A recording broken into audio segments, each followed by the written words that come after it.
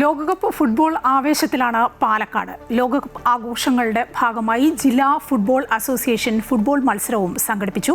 താൻ എന്നും അർജന്റീനയ്ക്ക് ഒപ്പമാണെന്നും ലഹരിക്കെതിരെയുള്ള സന്ദേശമാണ് മത്സരമെന്നും ഉദ്ഘാടകനായ ഷാഫി പറമ്പിൽ MP പറഞ്ഞു.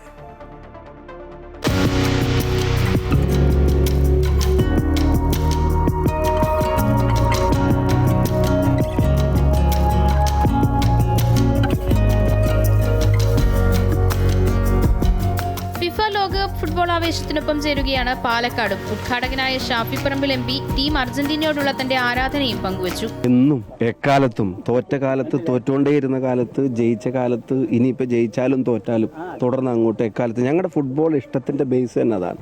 ഇപ്പം ചെറുപ്പത്തിൽ ഉമ്മാടെ വീട്ടിൽ അമ്മാവന്മാർ പറഞ്ഞു കേട്ടിട്ടാണ് അർജന്റീനൻ ആരാധന തുടങ്ങുന്നത്. 86 വേൾഡ് കപ്പിൻ്റെ കഥകളാണ് കുറേ കേൾക്കുന്നത്.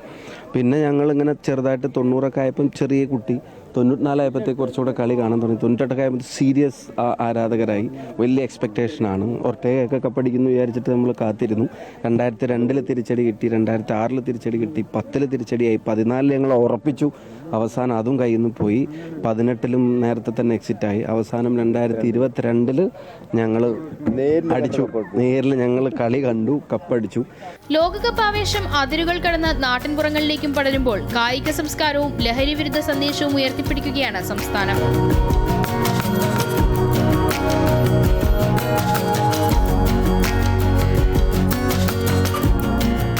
അമൃത ന്യൂസ്, പാലക്കാട്.